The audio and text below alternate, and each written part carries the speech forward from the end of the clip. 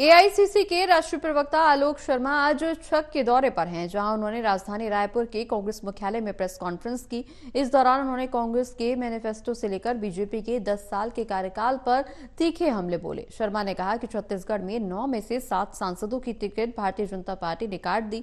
जो नेताओं के टिकट कटे हैं उन्हें बीजेपी खुद समझ गई है कि वो निकम्मे और नाकारा हैं। इसके साथ ही छत्तीसगढ़ में बीजेपी नेताओं के दौरे पर भी जमकर हमला बोला। उन्होंने कहा कि केंद्र के जो तमाम नेता छत्तीसगढ़ आ रहे हैं वो सिर्फ और सिर्फ अपने देश को बदनाम कर रहे हैं। आलोक शर्मा ने छत्तीसगढ़ सरकार पर भी तंज कसने का कोई मौका नहीं छोड़ा। उन्होंने कहा कि विधानसभा चुनाव से पहले जो वादे नवंबर में किए गए थे, आखिर उनमें से कौन कौन से वादे पूरे हुए हैं, ये मुख्यमंत्री बताएं।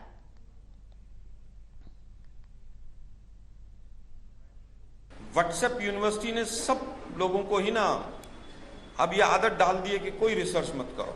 आप बड़े सम्मानित पत्रकार। मैटर थाने में गया, 4.5 लाख रुपए का लेन देन का कोई मामला है। उसमें थानेदार ने कहा कि साहब ये क्रिमिनल केस नहीं है, 155 में आप जाइए, न्यायालय को अप्रोच कीजिए, ये सिविल का मैटर है, इसमें एफआईआर कहां दर्ज हो गई। मैंने इसीलिए कहा कि झूठों के शहंशाह ने पूरी बीजेपी को झूठ बोलना सिखा दिया और उनका तंत्र मजबूत है।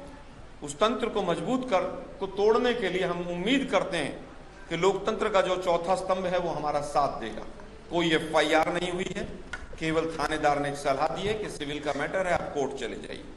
पेमेंट चेक से ली गई है और अगर किसी ने किसी से पेमेंट ली और उसके देने में विलंब हो गया तो आधी सरकार पे एफआईआर हो जानी चाहिए। भाई मामला तो ये लोग सुबह से शाम तक मामला ही तो बना के देश को गुमराह कर रहे हैं।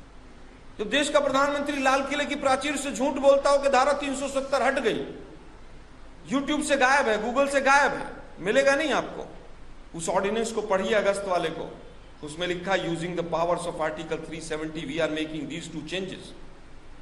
धारा 370 की पावर को यूज करते हुए हम 2 बदलाव कर रहे हैं और गृह मंत्री से लेकर प्रधानमंत्री तक झूठ बोल रहे हैं, धारा 370 हट गई। इस तरह के 36 बदलाव हुए। पहले 2 प्रधानमंत्री होते थे, 2 निशान थे, 2 झंडे थे, पंचायती राज नहीं था, high court, supreme court, concurrent list, union list, पता नहीं कौन कौन से बदलाव हुए। लेकिन झूठ का बोलबाला है।